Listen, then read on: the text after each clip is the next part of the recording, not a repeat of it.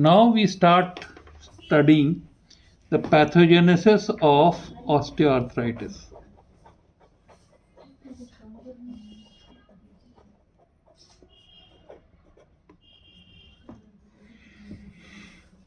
You see,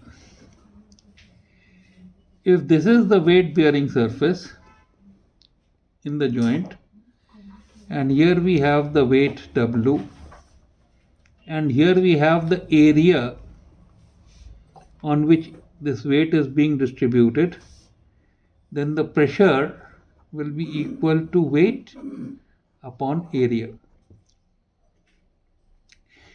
So more the pressure, greater the problem.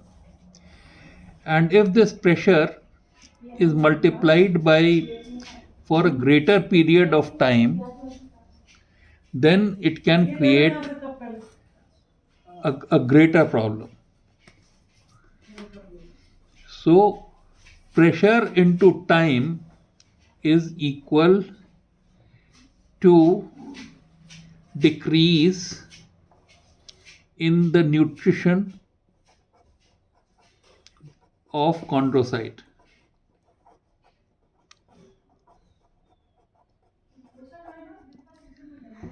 Nutrition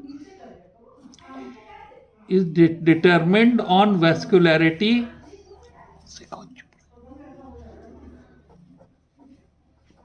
and is dependent on movement, by which the pulsion system allows the synovial fluid to get into the cartilage and supply nutrition to the chondrocytes.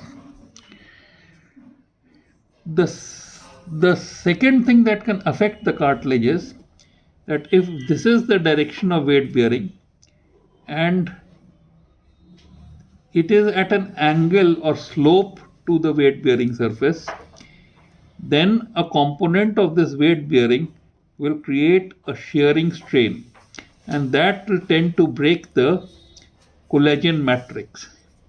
So the direction or the alignment of the joint surface in relation to the direction of force is important to avoid shearing.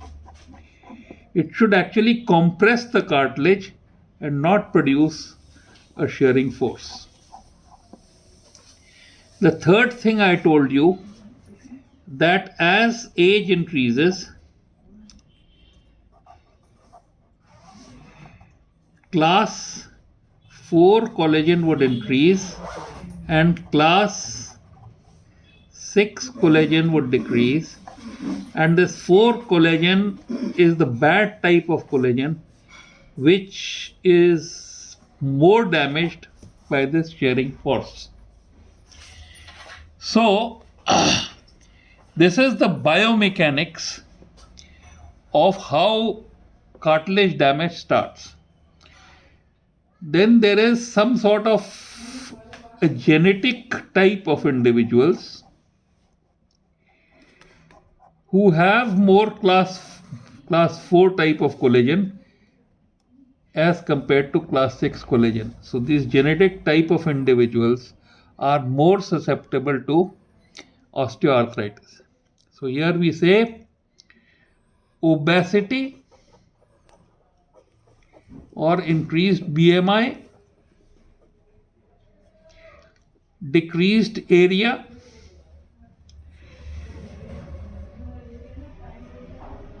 another factor is that the knee joint, has got long lever arms. The hip and the ankle are both very far away from the knee joint, and because of this long lever arms, force into distance will create greater pressures on the knee joint. So this is the biomechanical background which makes you understand what will produce osteoarthritis. Now, we study the effect of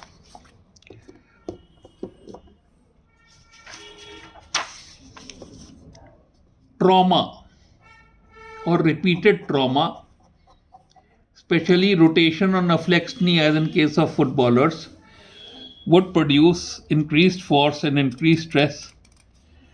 And of course, if there's a fracture, it will produce increased damage. Then inflammation.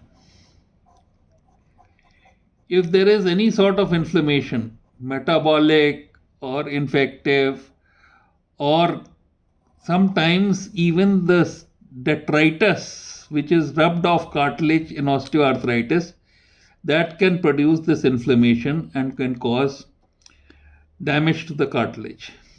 Now, this inflammation is the place where aceclofenac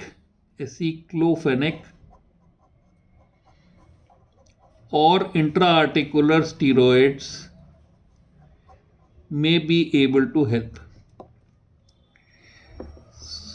So this completes this portion. Now, supposing the nutrition of the chondrocyte has suffered.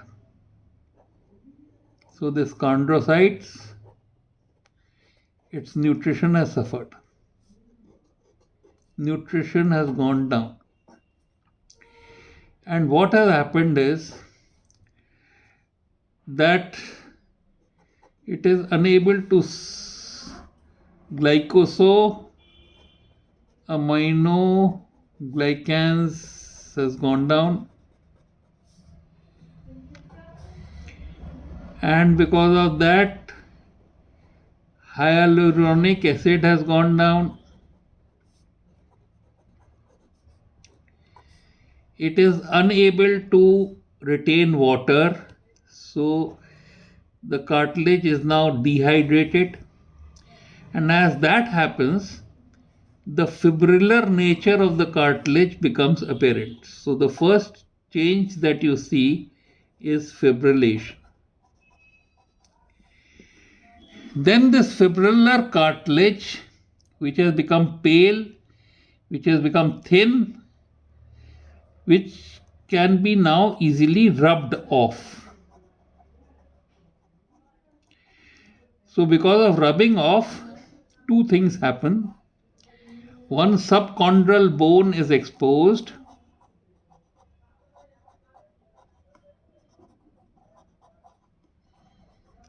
and this is called as eburnation.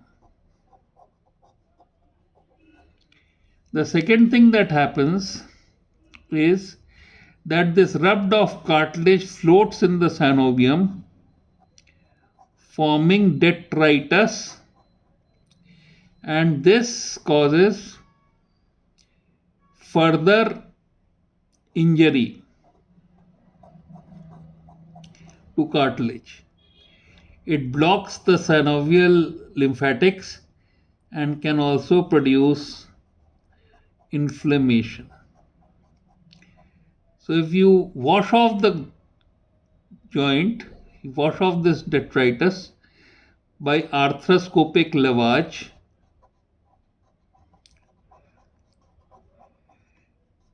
then the life of the cartilage may increase.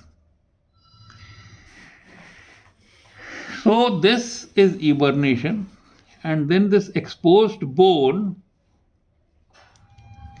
has trabeculae like this. So these trabeculae become collapsed. So there is subchondral sclerosis and cyst formation.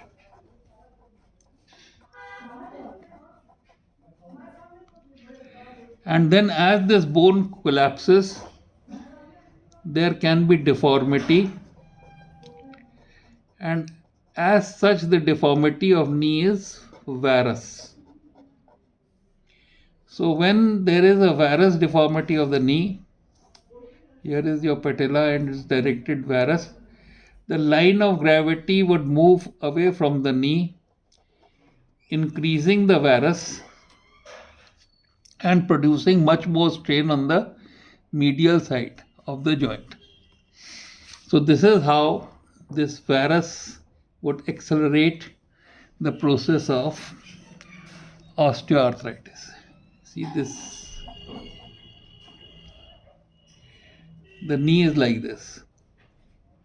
This is the trochanter, okay? So this is what happens, and the knee gets damaged. In pressure bearing areas, this is what is happening where there is pressure. At the end of the bone, where the cartilage is not bearing pressure but is still chondrocyte nutrition is suffering, the blood vessels will penetrate the cartilage, and whenever blood vessels penetrate the cartilage, they will ossify it, and this is osteophyte formation.